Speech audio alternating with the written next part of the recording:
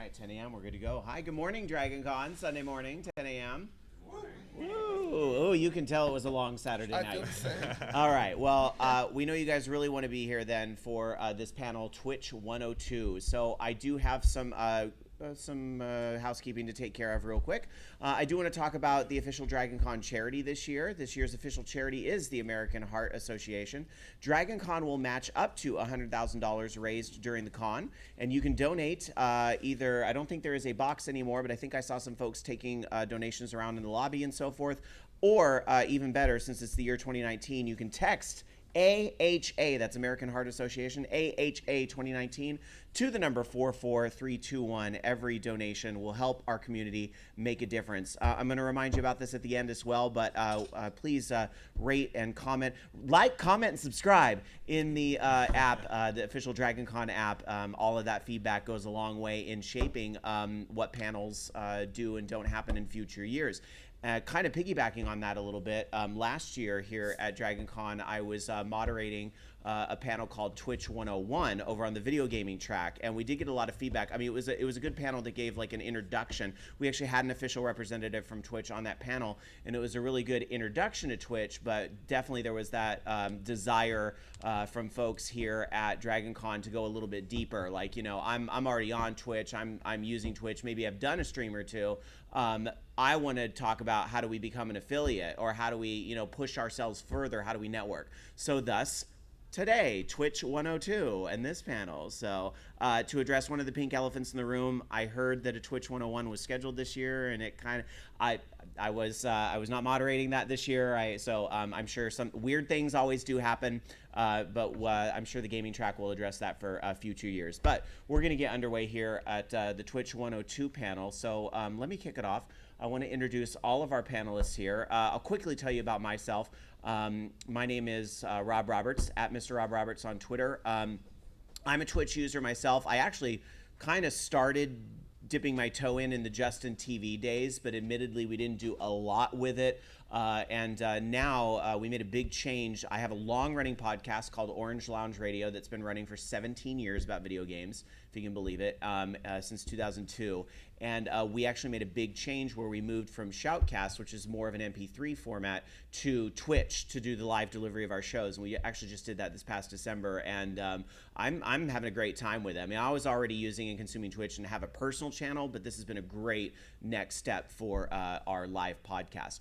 But let's talk to everybody else on the panel as well. So tell me your name and a little bit about your stream and kind of what you do on Twitch. And we'll just go down the line. Are we going by made-up names? Whatever you're comfortable with. All right. My name is Dr. Crazy. Some people can call me Matt, and I do apologize for my voice. It's Dragon Con. I've been streaming for about 4 years, maybe almost 5 years. I lost track after like 3. I just recently got affiliated about 18 to 20 months ago. So, I mean, I don't really know how to brag about myself, and so, like, I play video games, and I'm a nerd on the Twitch, so... Yeah, yay. So. But you do a lot with meetups locally. Oh, I'm sorry, that part. That might help. All right, so I'm sorry. I'm also the community manager for Stream Atlanta. And what a lot of people don't understand is that there is a group of people, of like-minded people that stream and broadcast, and so we understand the hardships, like, you know, the social awkwardness, sometimes we just like to pick each other's brains. But, I mean, I run something about every season, and I let my community run meetups as they see fit. And so it's been really cool, and I've been doing that for surprising 6 months because our last guy just fell off the face of the earth. And so, But yeah, that's me. Great. I'm Casey Renee. I am a creative streamer on Twitch. I stream sewing and costume construction, and I won the TwitchCon cosplay contest last year, and I have the honor of judging it this year, which is pretty awesome. I just sew and play with my dog, but I've been streaming for 3.5 years, and I've been affiliate since the program existed, and yeah, I just like to sew and have fun, and you know, I'm not here to steal your views, I promise. We can all help each other. But my dog will steal your views, I'm sorry. I can't control that, she's cute. I'm Bill. You can find me at Run Jump Stomp on Twitch. I do podcasts over there about Nintendo. Nintendo Switchcraft is the name of my podcast. and I also play games there from time to time. I'm Paul Klotz, also known as Soapbox GSTU on Twitch and Twitter. I've been podcasting for about 5 years. I'm with the Giant Size Team Up Network, and I've been an affiliate on Twitch for about 6 months, give or take. So relatively new to streaming this year and new to the affiliate program. All right. Well, since I know we have a lot of people here in the room today that are like looking at ideas, well, let me kind of poll the audience real quick. How many of you guys are already streaming on Twitch? You're already doing it. I thought we might have a lot of folks. Come on, give them some love. Yeah. It's an important first step. Yeah. How many people are thinking about doing it? Okay, I thought we might have a few of those as well. Absolutely. Start now. Yeah. Just hit go live. Yeah, get in that habit. I do one other little disclaimer I should probably throw out there. Now that you've met everybody, you will notice we do not have official representation from Twitch. This is an unofficial Twitch panel today. We're just really big fans. Let's jump into it though. Let's talk a little bit about some of the tech. So some folks that are thinking about doing broadcasting, or maybe people that are already broadcasting are wondering, is what I'm using really the best thing I can do? So I wondered if you guys could talk a little bit about the software that you're using to broadcast, because there's many different options out there, right? OBS, slobs, there's many different things you can use. What are you using and why did you pick that? I'll start here and go on down. All right. So when I was inspired to start streaming, I literally just tried to get my hands on anything I could. I started off with a laptop and a Elgato HD60 capture card. It is an ancient piece of technology that somehow still beats to this day. But when that goes out, I'm going to have to dread buying another one for, what's the going rate for those? Like $150 still? Anywho, but I just turned it on one day after getting everything allocated with OBS. I do use Open Broadcast Studio, and you're not going to be a pro at day one. Just please understand that. But please take the time to learn your software as you make mess ups, as you make goof ups. You're not a real streamer until you have been streaming on mute for at least 30 minutes. Philip, every time. She's done it, I bet, and so maybe at the podcasters, but they're a little better at that than we are. But Oh, no. Many times I will hit a button and immediately chat fills up with muted. And I'm like, okay, all right.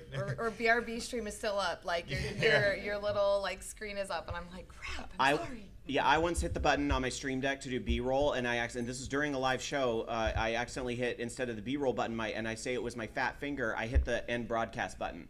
No. So I learned after that to put the end broadcast button in a folder, so I have to tap twice to do it. So there you go. Pro tip. There's your first tip. Yeah. All right. I use Slobs, so Streamlabs OBS, but I started on OBS Studio. The only reason that I use Slobs is because it's just taken like all of the things, like alerts and everything, and puts it in one little box right there.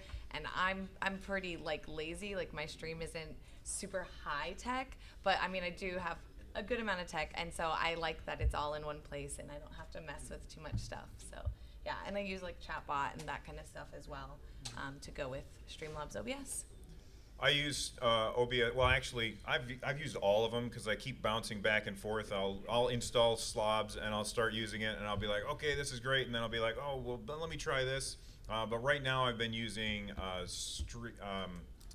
oh my God, what's not Streamlabs, the other one? Stream Element. Yeah, I've been using Stream Elements Live, and that one works pretty well. It also puts all of the chat and windows all in one box. But actually, OBS Studio recently had recently, I think it was like 6 months ago, they had an update. And it's not obvious right away, but you can have chat right in the default OBS Studio window. Streamlabs does that too. Yes, but Streamlabs is probably, if you're beginning, it's probably the easiest one to use. I would agree. Preach. Yeah. For myself, I use Slobs. I had used one of the paid software in the past for a couple of years. When I wasn't streaming full time, we would occasionally do like a charity stream or something like that for our podcast, and I'd used one of the paid ones in the past. And I switched to OBS/Slobs when basically their feature suite caught up to all of the paid services, which happened a couple years ago, essentially. So once the free software was comparable, and then of course with Streamlabs, all the tools if you're looking to bring, all the chatbot features and alerts and all that stuff, we're in a kind of I feel like a golden era in that regard, where like one piece of software can do so much for you now that it's actually really remarkable. It makes it really easy for you if you're just getting started to be like, all right, I got the thing I need.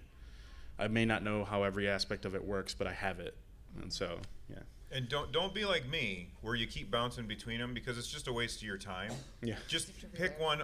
All of the, like Streamlabs OBS, OBS Studio, and StreamElements.live, they all do the same thing, and they all do it equally well. They just do it in slightly different ways. So pick whichever one works best for you. Open question for anyone that feels comfortable asking. I have a couple follow-ups. One, some of these folks who maybe aren't streaming yet, maybe OBS kind of, it can be a little overwhelming at first if you haven't really, played with video or anything. How would a person get started? Like, I know I want to use OBS or I want to use Slops because everybody says it's what I should be using. How do I take that first step to just like press the power button? Tips? Question? Yeah, I can answer that one. Epos Vox. Has anybody ever heard of Epos Vox on YouTube? All right, if you haven't, it's EPOSVOX.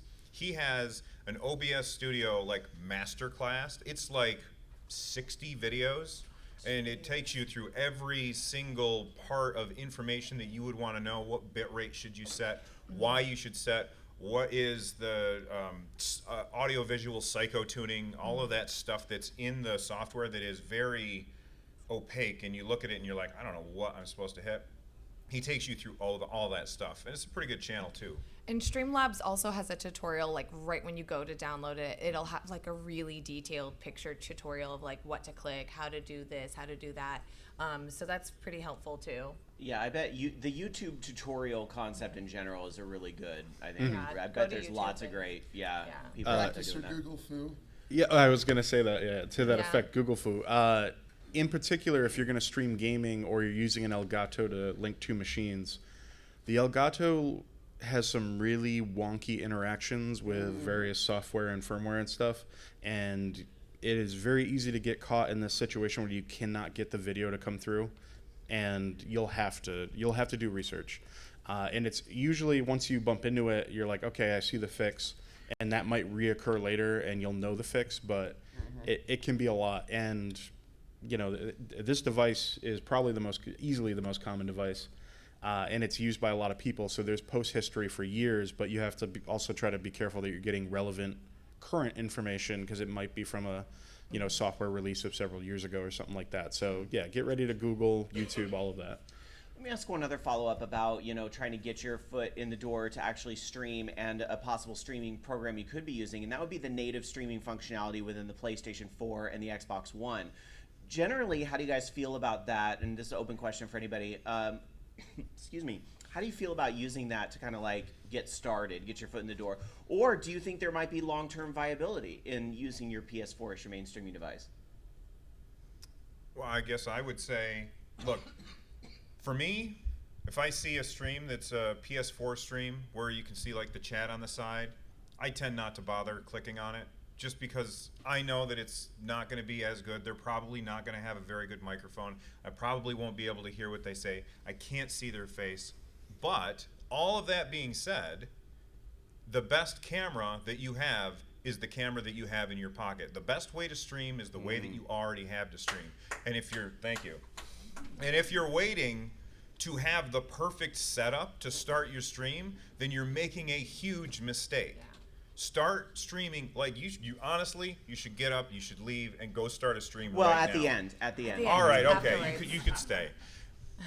Right after you rate the panel in the app, Yeah, rate the Yes. panel in the app. and then fire up your phone. I think that's a good note, though, is that it's a good way to get started. And sometimes the first and the most challenging thing is making yourself get in that habit. And at least PS4, Xbox, One, and so forth can help you get in that habit. I hope, though, one just on a wish list thing, I do hope Sony is kind of listening to some of this. We all know a PS5 is coming soon. And maybe this Twitch functionality will be more customizable on PS5, but this is to be determined, I suppose. Let's move on to a different topic. I want to talk a little more about alerts. Actually, I want to build on the concept of alerts and kind of generally like what do you think people should kind of think about when they're designing alerts? Because I know I've seen all sorts of things, right? I've seen the big, when somebody clicks the follow button, that huge GIF that shows up with the party, and somebody dabbing, and all this stuff. Like, what do you think is like a good way to handle alerts? Should they be loud and over the top and so forth? And when I say alerts, I don't want us to think just maybe like the Streamlabs types alerts, but also how do you guys kind of handle new follows, new subs, and the bit donations, and kind of interjecting that appropriately? I'll start with you, Casey, if you... So I use my stream as an extension of my personality, and also I use my specifically my alerts are all GIFs of me in costume, because it's just a good way for people to see me in costume, because I don't stream in costume. I make the costumes there, but I can't wear a costume and make it at the same time. So all of my GIFs for my alerts are me in costume. Some are really short, some are long. I don't, like, in the creative side, follows don't really happen that often, so I have a pretty awesome alert for my follows. I don't shout out people's names though, because you do get trolls, and I just reading all those names. But for subscribers and bits, I definitely acknowledge them. I say, like, holy crap, thank you, you're helping me make a costume or whatever. Because that's my purpose for streaming, is to help monetize the actual thing I'm doing. I'm teaching people how to sew, I'm teaching people how to do these things, so let's just buy materials and keep making things. But yeah, all of my alerts, the way I see it again is it's an extension of either the brand you're creating as your stream. So if you are a personality, you could like have it all like, maybe you're a dog streamer, I don't know, and you have like all your GIFs are dogs, or maybe you're an artist and you make animation and you actually animate them. It's kind of an extension for me of my personality, and also like the craft that you're gonna see, the final product.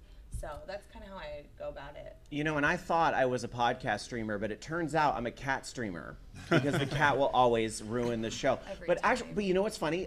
Branding, I think, is very important, because like one thing I found is that the listeners love the cat as much as I do. So our stream starting soon is a picture of the cat walking around and that's awesome. doing his, yeah, exactly, because my dog has emotes.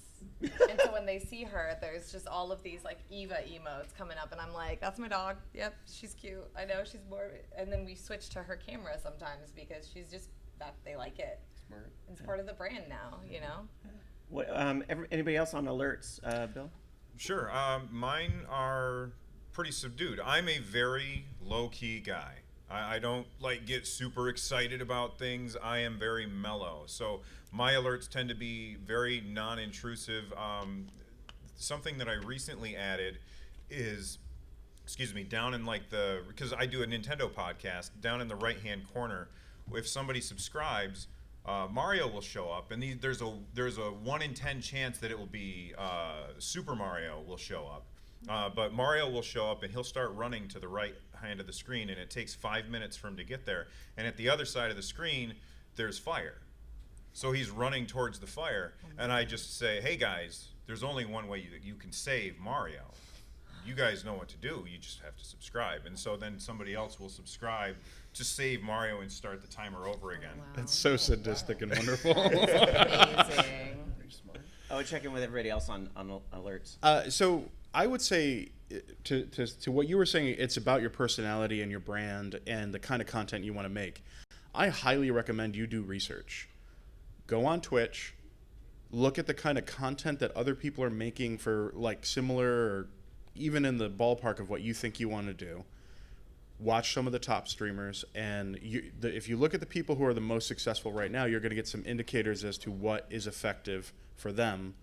That might align with what would be effective for you. Now, I'm not saying that you can go look at, I don't know, any of the top streamers and be like, yep, I'm going to get all the same alerts. I'm going to do, respond to subs and follows all the same way. And I am soon going to have 10,000 people watching me on a, Tuesday evening. That's not going to happen.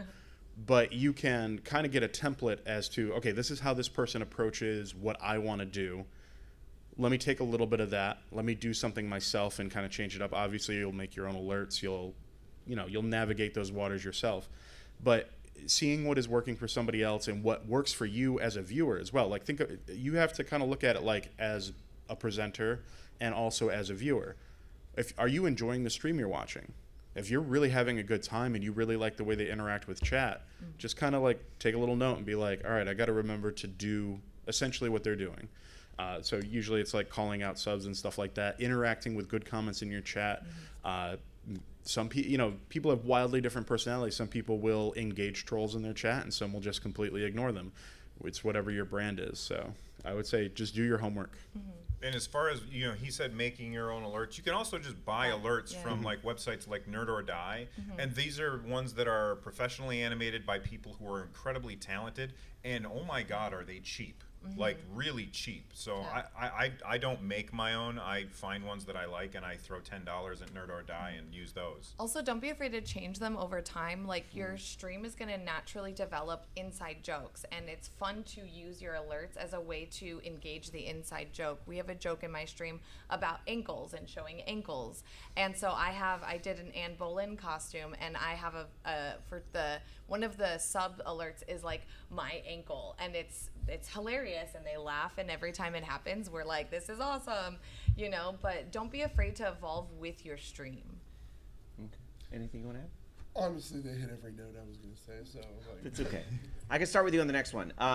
Well, and I'm hearing a common theme is that, alerts can really be an extension of your branding. It really sounds like, like you do cosplay, so you have cosplay. You do Nintendo, so you have Mario. It really sounds like a lot of people are kind of using that as like an extension of branding, which maybe not everybody is thinking about.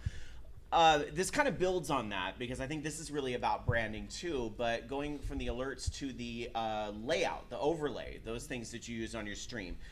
Did you design your own, or did you seek outside help with that? I know we kind of heard a reference to that. What advice would you give people when considering their overlay, because that's so much a part of your stream presentation? honestly, my approach to it would be try to do, this goes for a lot of categories, but the less people you have to depend on, the more things you can solve yourself at a better time. For example, layouts. Let's just say you just have this stroke of genius and you want to change your layout, but you want to change it now. If you don't know how to make your own layouts, you're going to have to depend on the artist. The artist may have commissions or a waiting list. So I just learned how to play with simple basic shapes on programs, learned how to do transparency, tried to add in a gradient effect here and there, bada bing, bada boom. Next thing you know, I got my layout instantaneously and I didn't have to wait for it. Sure, it doesn't look like the best, but honestly, like she said, you're growing. You're going to learn things, so. Open for anyone else who wants to talk about layout. I keep mine simple. I use canva.com. It's a really, really great resource for making your own anything, whether it's a panel, whether it's anything for Twitch. You can do it for Instagram, Twitter, all of the things, your thumbnails. And I just used that and just made something super, super simple. I picked a color that feels on brand, a few little pieces, but I think that for at least me, because I have two cameras at all times, it keeps, if I have less distractions in my overlay, it makes it easier for people to watch. So I tend to avoid going to Twitch streamers who have a million things on the screen. Mm-hmm. So if they've got their camera and then a list of all of the things that have happened recently, and then over here they've got this, and then chat is spamming by, I tend to just skip that because it's just too much stuff. It's overwhelming. So but that might be something that you really like. You like to see all that stuff. So, do what what appeals best to you. For me, I like minimalism. So for mine, all I did was, let's say that I'm playing a game. I've just got my game, and then I did what's called an alpha mask, which is basically a black and white image. And I just did an alpha mask of a rounded rectangle. And I put that on top of my camera with a drop shadow under it so that it's like hovering above the gameplay. And that's all that I have, other than like a little tiny text rotating feed of the latest bit donation, the latest subscriber, and stuff like that. I try and have not a lot on the screen. But if that doesn't work for you, if you like to have that stuff, then make sure that you do it the way that you want, because it's your stream. And don't ever listen to when somebody in your chat tells you you should change this. You should only change it if you agree with them. Mm-hmm. Everything that everyone else has said. The other thing I would say is just develop some variety, in your scenes, and do some basic transitions. Just even like a title screen, you mentioned. The stream is starting soon, so you'll have like maybe a GIF running or something like that. Something like that is great. So you go live, you give it a couple moments while people start to kind of trickle in. You're doing your pre-show or whatever that might be, or just getting ready, and you might interact a little bit with chat, and then you transition. You show the game or the content that you're doing, you show yourself, that sort of thing. And then if you go on break or something, have a break screen, that kind of stuff. All of that stuff really helps. It helps send a non-verbal indicator to anyone who's coming into your stream mid-flow as to what's going on. So like if you're taking a quick break, that kind of thing, it's a really good indicator. Bill here does a podcast, and then he also does gameplay oftentimes in the same stream. So when he's doing his show, he has one layout, and then when he transitions to gameplay, it is a different layout, and you should do something like that. Keep it visually interesting for your audience. And an end scene, like when you're about to end your broadcast, mute yourself, throw up an image at the end, usually with your social media plugs and all that. I know you'll have it below too in the info area, but it helps to have it there as well. So yeah. In addition to that, something else to keep in mind is oh gosh, what was I forgot what I was going to say. yeah, well, That's okay. That's okay. If you think of Rob? it, jump in later. Okay. But we'll go to the next. Well, let's build on this a little bit. We're talking about branding, because I kind of think one of the most important elements of branding with your stream is yourself, right? Yeah. So let's talk a little bit about how you present yourself. Some streamers, they don't want to be on camera. Some streamers are off camera and don't do the on-camera thing at all. Some streamers are all about the on-camera presentation. You know, like just chatting is becoming a big thing on Twitch, right? So that's big. So what do you think should be considered when it comes to how you present yourself on stream? Do we want to start at the end and come this way this time, Paul? well, I'm going to pick up something that Bobby Blackwolf here in the front row has said numerous times this weekend, and Bobby claims he has a face for radio. You're a beautiful man. I do you, man. I strongly encourage you. Oh, wow. It's not after 10, Mike. Anyways, I strongly encourage you to please consider having your face up on the screen. There's a lot of benefits to it that have nothing to do with your perceived physical attractiveness or what you think your audience is going to be attracted to. It's about making a connection. A lot of studies say that most of human communication is body language. Mm-hmm. So your audience being able to see your reaction to things while you're talking, if you're doing a podcast, seeing you interact, seeing you while you're playing a game or anything like that, your emotional state, your response to subs and follows and stuff like that, your genuine enthusiasm or frustration will be entertaining to them, and it will help them connect to you and feel like they are invested in you and your content in a way that if you're not on screen is just not possible. I think that's a great point, and there's going to be people out there who don't feel comfortable with their face on the screen. That's also okay, but understand that you are going to be having a bit of an uphill battle, and there are going to be people out there who say you have to have your face on screen. That's wrong. You don't have to, but it does make things easier. And yes, there are huge streamers who don't put their face on screen, but they are the exception, not the rule. And the rule is mostly you want people to be able to see you. And you also want to have whatever's behind you to be neat and tidy. Yep. You do not want to have a disaster behind you. Yep. And if that means that you have to go get a green screen to fix the disaster behind you, then do that. That's exactly what I did. Yeah, I was going to say I stream in a rather large studio, and I keep my studio clean all the time. People always comment, oh my God, you're so clean. And I'm really actually not. I do it because if you're going to be inside my massive room watching me sew, I want to make sure that you're not distracted by the 7 other costumes I'm working on for commissions, or distracted by, like, you know, my dog's toys everywhere. Like, I want to make sure that if I'm teaching something, that that is the focus and not the disaster behind me. So I always just pick everything up. If I have to shove it into a closet, that's fine, but I keep it very clean and neat so that the focus is on what I'm doing. Wait. Can we throw him the box here? Can you? Yeah. There's no way I'm going to chest pass it all the way over there. Relay. So going into that, how do you set up a green screen? Talking to that. Oh, can you hear me? Yes. Cool. Nope. How do you set up a green screen? It's super. Well, first off, you just get a green piece of cloth, or I know some people who went to Staples and got some green folders and just taped them to the wall behind them. And then you go into OBS or Streamlabs OBS or whatever, and you right-click on your camera, whatever your video source is, and you're going to go down to filters. And under filters, you're going to see something called chroma key. You turn that on, and the green should disappear. The one thing about a green screen, though, is you have to have good lighting, or it does not work. I had a green screen because my wife's sewing room was where I was streaming for a while, and she had stuff everywhere, and we didn't want the mess to be on, so I got a green screen, and it was really bad. The green screen was awful because I had bad lighting. You gotta pay for lighting if you're gonna do a green screen. It doesn't have to be expensive, but you have to get lighting. Thank you. We'll get more questions in a little bit. You can hang on to the box till we open it up for more questions. But no, you're fine. That was great because some people don't know how to turn on the green screen and get that to work. Absolutely. And I think one thing to piggyback on that too is that there's absolutely tons of wonderful, great do-it-yourself solutions. But if you are willing to just put money on it, like Elgato, I know sells like one of those green screens you can just kind of like pull up from the ground, and those types of things. And they also sell the LED. You have one of those LED light things. Yeah. So there are.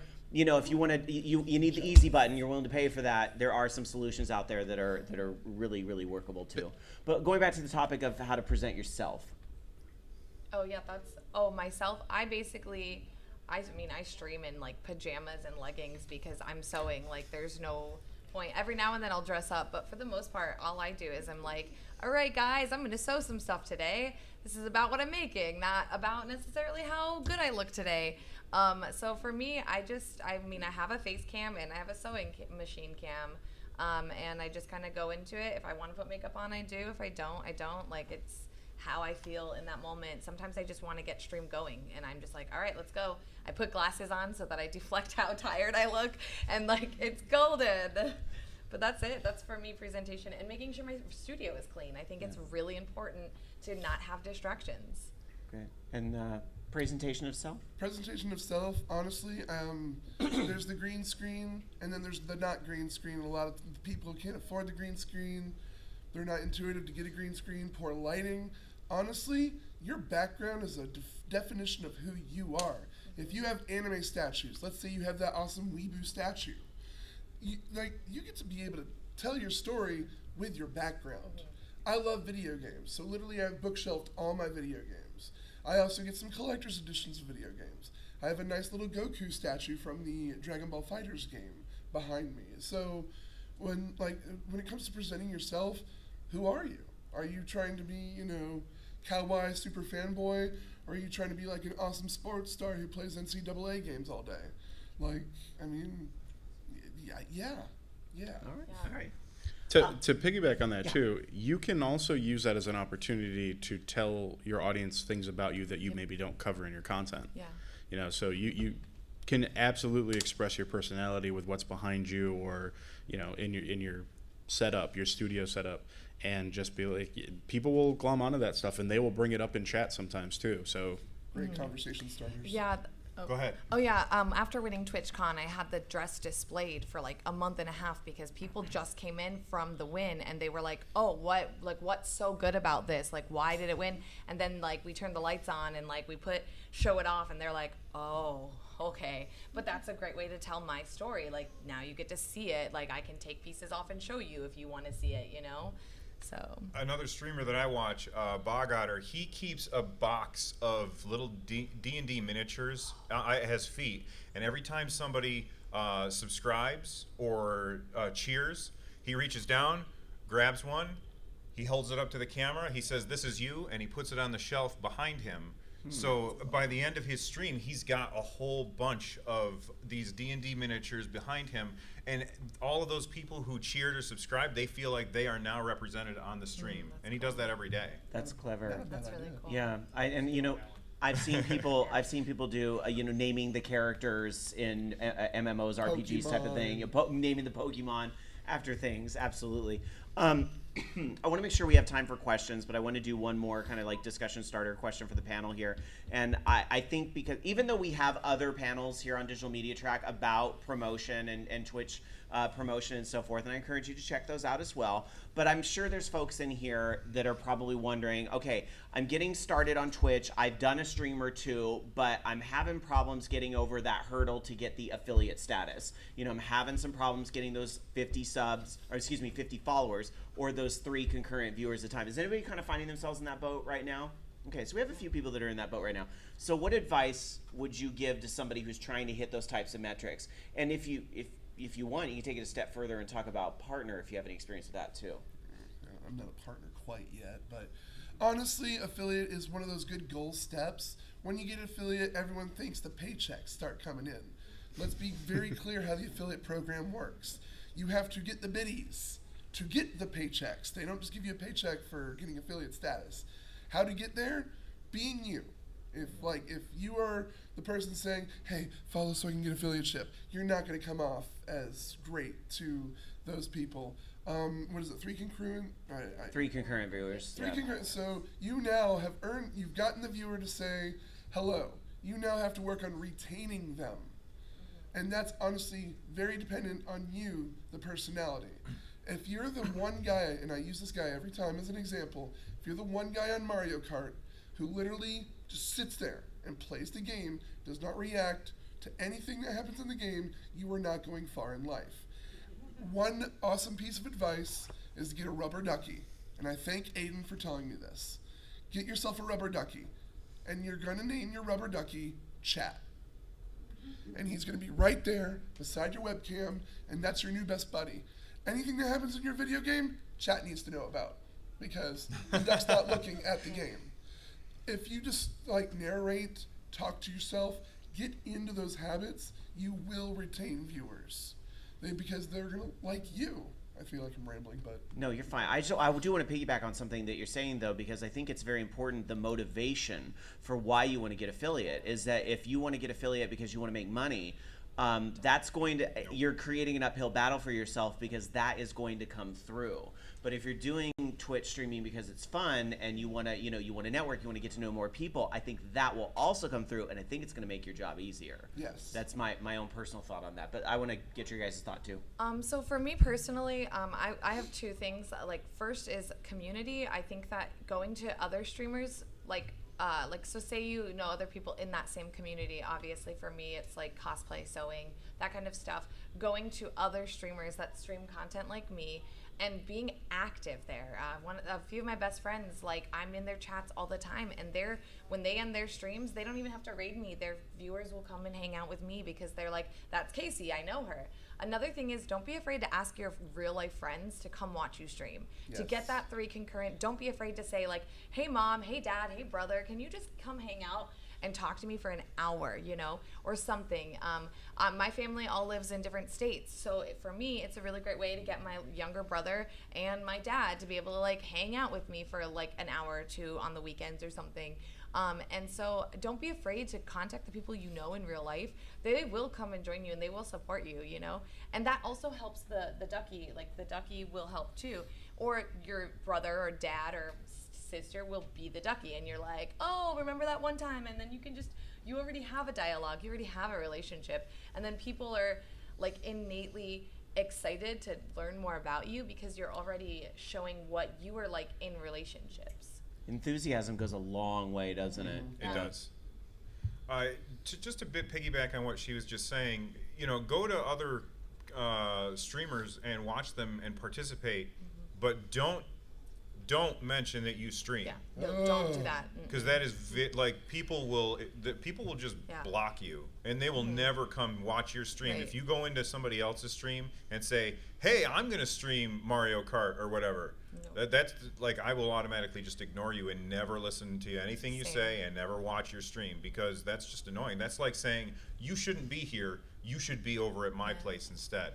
And that's just not cool. And I know that that's not what you were saying. Oh, no. Be the viewer you want to be, or you want to have. Exactly. But the question was... advice on anybody who's trying to push either to affiliate or push it even further and try to get maybe on that path to partnership. Don't worry about it. Don't think about those numbers. When you're starting out, actually, you know what I wish I could do? I wish I could make it so I couldn't see how many followers I have on Twitch, so that I couldn't see how many people are watching, so that I can't see how many subscribers I have, because the thing that you'll end up doing is you'll always look at those numbers and compare yourself to somebody else. And it's not fair to you to compare somebody who's been doing this longer than you to when you're just starting out. Somebody said on one of the panels I was either on or watching yesterday that you shouldn't somebody who's just learning how to dribble a basketball shouldn't be comparing themselves to Jordan. So that's something that you have to keep in mind. Jordan got good over a very long period of time, and don't compare yourself to others. Just compare yourself to how you were yesterday. I have two thoughts. One, to piggyback off what you're saying there, is consider that if you're just getting started, you might not be ready for a big audience yet. One of the things none of us have mentioned here is that as your chat grows and your viewership grows, what comes with that is stress. Yes. And chat becomes its own interesting beast. Chat can reach a point where it's big enough that it becomes its own creature and interacts with itself. There are people who hit a point where their chat just talks to each other. They don't even necessarily need to talk to the streamer anymore, though it's still good to do that. And it just becomes its own thing. And they entertain each other while being entertained by you. But with that comes that pressure. It's the stage fright thing. You know, Bill, your approach is really solid. Try not to pay attention to that stuff. Try not to worry about it. If you start seeing a lot of names flowing through your chat, be excited about that. Let that come out through in your content. But don't, if something goes awry, just be like, yep, that it happens. Just understand that everything is a stepping stone. The other thing I would suggest is collaboration. Don't go into somebody's stream and be like, oh, I stream too, but potentially reach out to somebody, especially somebody else who's up and coming like yourself. I got affiliate partially because I'm a podcaster on a podcasting network, and a few of us started streaming all at the same time, and so we were collaborating and promoting each other, cross-promoting. So we were mentioning that it was an initiative on our shows. We were mentioning it on each other's streams. But also, I met people in the community that I had never heard of before because they popped into a stream where it was a game that they were interested in, and they just started talking, and I clicked on their name after they followed me, and I realized that they streamed too. And so then we built a relationship. And one of them is an art streamer. You know, they do anime art, and they don't game at all on their stream really. And that person became very supportive of my stream and helped me get affiliate by bringing new people to my stream, and I did the same over in their stream where I was active in their stream. And we ended up forming a little group of people that are very cool with each other and promote each other here and there.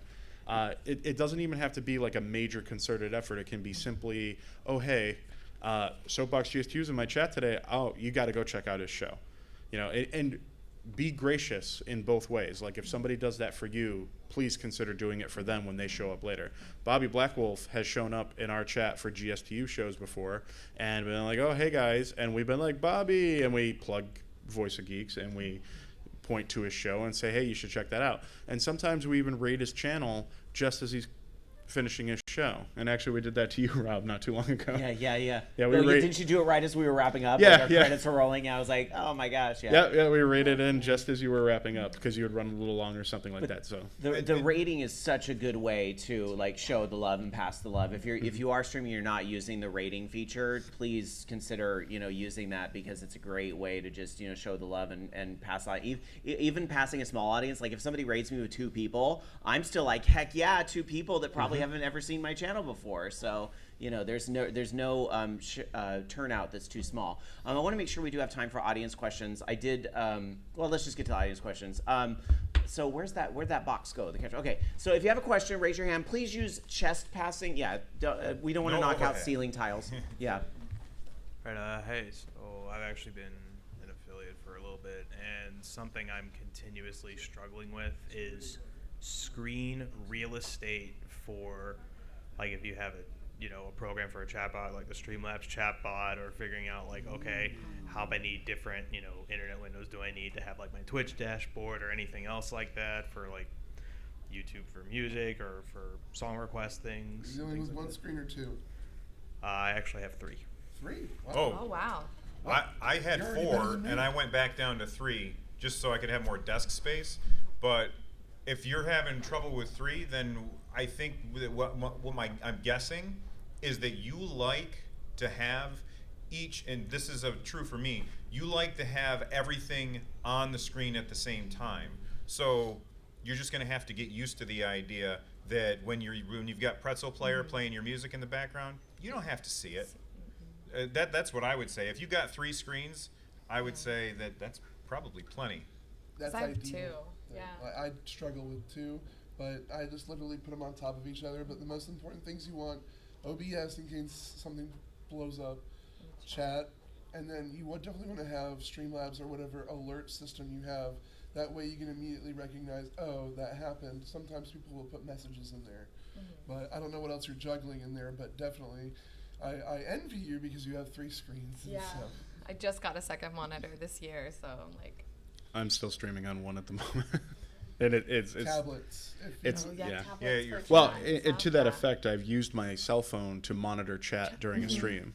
Yeah. Particularly, actually, we every Sunday night on a different channel than the one that's listed here, we do a 4-man Sea of Thieves stream, and I monitor our chat on my phone during that stream because Sea of Thieves is such an intense program on my PC that I really cannot run anything extra other than our video chat and the game. So I can't have a Chrome tab open. It will crash me out of the game out of nowhere. So consider using your additional devices to try to help give you extra real estate or extra tools. And yeah, what Bill was saying, put some stuff in the background and just know that it's doing its job, and people will let you know if it's not. You know, you bring up a really good point, is that the Twitch app is really designed on mobile to be like another screen. So you could have a 4th screen using the Twitch mobile app if you wanted. But also for those of you, you know, I know we talked a little bit before about how the PlayStation 4 layout and so forth maybe isn't always the most desirable thing because you don't have a lot of customizability. Something to consider, and something I have done when streaming from PlayStation 4, is that you can actually eliminate that, you know, the chat and all that, and you can use your mobile phone to read that stuff. So that way your stream is a little more focused on the game. Just food for thought for those starting out. So another question. So Casey, I actually watch you stream, and I just became affiliate 2 months ago. The one thing that thank you. The one thing that I really like about your stream is you have that point system, and you redeem, like I can redeem it to get you to do a certain costume or something on stream. How do you get that set up? That's through Chatbot. So I use Chatbot to have all of my points, and so we have like our theme is the Haunted Mansion, and so you get like ghouls every minute or 2 or something, and you can redeem them for me to wear like silly hats and stuff. And it's through Chatbot. I can actually talk to you about it later too, because Toby set it up for me, so I don't really know the behind the scenes of that one. He was like, "You should do this thing; it would be really funny," and I'm like, "All right, if you think it's funny." So. Yeah, there's a lot of bots out there that you kind of, like Nightbot is another big one I've heard of. So there's some bots you can kind of look to help moderate that. And I know Twitch is really trying to push plugins that do a lot of these similar types of things too. So check out the plugins available, because there might be something that works for you too, because you might not want to do the exact same thing. You might kind of want to do something that makes it a little more your own. So yeah, great. Another question? Nice. Hi. I've been doing podcasting for 2 years, and I used to be a former model, so having my face on screen isn't a big deal. But as I'm looking into Twitch, my question for you, Casey, is how brutal are people with how you look on screen? Grow thick skin. Seriously, like it's not as bad anymore, but the early days I would get like 20 people come in and just say I look like a horse, and they would just go over and they would make new accounts and they would say like Casey Renee horse face or things like that. That has not happened in ages, like probably a year or 2.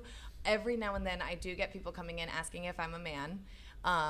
Again, you grow thick skin, you get good mods, and you don't even have to read it.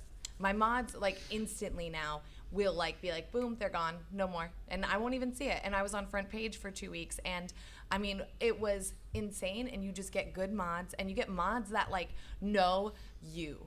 I know that like as you grow, you can obviously ask community members, but I mean, my fiance is a mod, my best friend is a mod. I do have one mod that I don't actually know in real life, and I can't wait to meet him someday.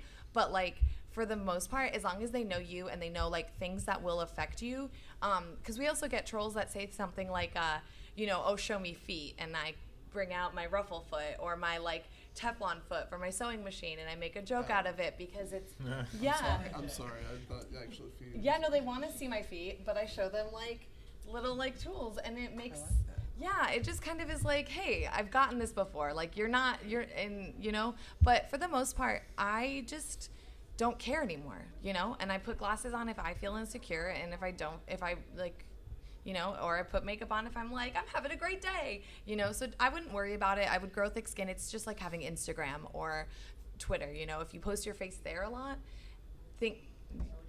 okay, well, okay.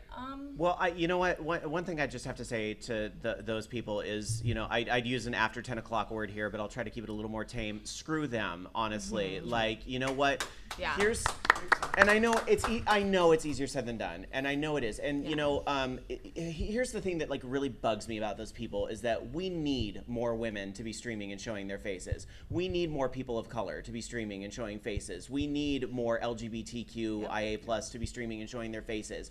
And when those people show up to crash streams, it really like ticks me F off, because that's what scares these people, and they're using that as a weapon because for whatever reason they're threatened by that. So all and I'm a white dude, so I can't really relate to a lot of those same things, but the best thing I can do, and I think to all the people in this room that are able, I will personally offer to fight those people if I have to. So and I think that's the best thing we can all do. And if you're watching a stream and somebody starts doing that, just say, don't be a bystander. Don't be a bystander. Yeah. Tell them that's not cool. Get out of here. Shut it down. Or Shut it also, down. don't be afraid to report those people Yes. too. Report them. Like I have like 7 or 8 people that consistently report. They're just like, oh, I've reported, and I'm like, thank you, and then you don't have to worry about Chat ban evasion is my favorite. Also, be aware that if you're a dude like me, like a white dude, it happens to me too. Like That I've is had very people true. come in and imply that I'm like a sexual predator and stuff, and I'm like, well, thanks, but goodbye. Like, and it gets in your head because you're like, what? I'm supposed to have all this privilege, and you still attack me. And I do. I'm just saying, like. It can happen to anybody. It can be about anything. It can be about your physical looks. It can be about your voice. It can be about your content. Just be aware you're putting yourself out there. Somebody may come for you. Having a good mod team, even if you're a small stream with one really dedicated mod, mine sitting in the front row over here, who's on top of that stuff, getting it out of there, and even commenting to that effect. Be like when somebody does something like that and your mod cleans it up, make a comment like, oh, they brought the hammer. That's what happens. We just don't stand for that around here. So do your best to discourage that activity, and try not to let it eat at you, because it will. I feel like we could talk for a whole hour about how much the bully culture ticks us off, but I do want to try to squeeze in a few more questions. So do we have any more? I didn't write fast enough earlier when you named the place to get Twitch alerts, and I was wondering if you also go to the same place to get emotes. And I wanted to plug the Knowledge Fellowship Discord, because the Twitch EDU streamers, we aggressively promote one another. And if you come to our Discord, one of our community heads will look at your stream and go, yeah, you actually do educational content, by which I mean you could be doing woodworking or sewing, and we will promote the shit out of you. I just heard about you guys 2 days ago, and I'm going to talk to you later. You know what? The good rule of thumb, though, is that like you guys saw, can we do it one more time? How many of you actually run streams on Twitch right now? Okay. Do not miss this amazing networking opportunity you have in front of you right this second, because everybody here is cool. You're at Dragon Con. We're all cool. So please don't be afraid to say hi, introduce yourself, talk about your stream to other individuals in the room. Obviously we're going to have to clear this room in a little bit, so I can't say you can hang out forever, but they can't kick us out of this space over here. So, please talk to each other, help each other out, whatever, we all can do. Anyway, let's try to squeeze in a couple more questions. Hello. Hi. I'm just starting out on Twitch for a couple of months. I just mainly been streaming for about an hour once every 2 days at 9 p.m. and occasionally 12 at noon. I'm just wondering if there's an ideal time of the day to start with when you're just starting out, or You're already doing an amazing job. You're consistent. Yeah, consistency, and then there's actually a website that's, I think it's called like When to Stream, and you can type in the exact game you're streaming, and it'll show you like actual numbers on like the ratio of streamers streaming and viewers watching. So if you're really trying to hit a peak point, you can use that. Otherwise, I go off of what's best for me. You know, like what is my schedule like? There's also an old adage, right? It's 5 o'clock somewhere. But I mean, it is kind of true. I have a friend that can only stream very late at night, Pacific time, 12 o'clock, 1 a.m. we're talking. And it's working for him because a lot of the viewers he's getting are Australian. Because that, and if you're kind of willing to have a worldwide global audience, no matter what time of the day, you might be surprised at who's up at any type of particular hour. So, great question. But to touch on, as we said, consistency. Yeah, consistency. If you have a schedule, post it and stick to it. Yeah. That is the biggest thing. All right. Yeah, I hate to do this to you, but we're going to pick one more question. So you put him on the spot. I know. All right. Spider-Man. Cosplayer. Cool. So I don't really have a lot of viewers, but I've tried to kind of pick games that aren't really played a lot to not get overwhelmed. But I like a lot of big games. So like I'm gonna be streaming Borderlands 3. Is there a better, like kind of on the last question, is there a better time to stream some of those more popular games, or a better way to kind of reach the audience that's for those I would bigger say games? that it doesn't matter. Play the game that you want to play when you can play it. Because if you try and do it any other way, the people who show up are going to be able to see through the fact that you don't really want to play this game. If you want to play Fortnite, yeah, Fortnite's saturated. That's just something you're going to have to deal with. It's not a big deal. The thing that you need to remember is have fun. And if chat shows up and they see that you're having fun, then they are going to, it's like you're giving them permission to have fun. So they're going to start having fun, and then they're going to keep coming back. To that effect, do not pick a game because it's coming out and it's going to be hot and think that that's going to get you a lot of extra views, because everybody's doing that. Borderlands 3 is a perfect example. Our network is going to do a stream, a whole day, release day stream. I have warned the guys doing that stream, I'm like, you realize that every variety streamer is going to be playing this game, and a whole bunch of other people too. Please don't think that that's going to be your path to getting a whole bunch of new viewership. It might. You might go live at the perfect time where there's a bunch of the big streamers just went off or something, and discoverability works in your favor. But it's not a guarantee. So please don't count on that. But also don't not play it just because of that. Right. There are people who actually go around, they'll click a game that they like, and they'll go to the bottom of the list and look for somebody who's just doing a low-key I chill. raid that way, actually. Like, I'll look for people who are on the border of, like, affiliate, and I will specifically raid them to help them hit that benchmark. She's awesome. Incredible. There's not a lot of us in sewing, so I gotta support what I can. Now you're mentioning the tsunami that is Borderlands 3. Have you thought about playing Borderlands 1? Borderlands 2? I actually just finished going through Borderlands 1 and 2. You would be surprised who you can pick up by playing the prequels before that tsunami comes. Also consider creating content on other platforms. So maybe do like a Borderlands cell shade look and do a selfie and use that for like your Twitter and Instagram to promote that you are streaming that, because that's going to help you create. You want to create an audience across the board, not just on Twitch. So like if you are doing stuff like that, making a GIF of you as like maybe Handsome Jack or something like that to just help you kind of reach a little bit of a different audience on a different platform that will draw them back to Twitch. Yeah, and I think, as multiple people are saying, Borderlands 3, everybody's going to be streaming that. What's going to make your stream special? And I'm not asking that in a way like, why are you special? I'm asking that in a way, well, you say you're not, but there's something about you and something, you're branding, right? Something about what you're going to be doing that's going to be a little bit different. You're Spider-Man. There's a Spider-Man plays Borderlands 3. That could be great. That. Could you narrate as Peter Parker? That is not something everybody's going to be doing.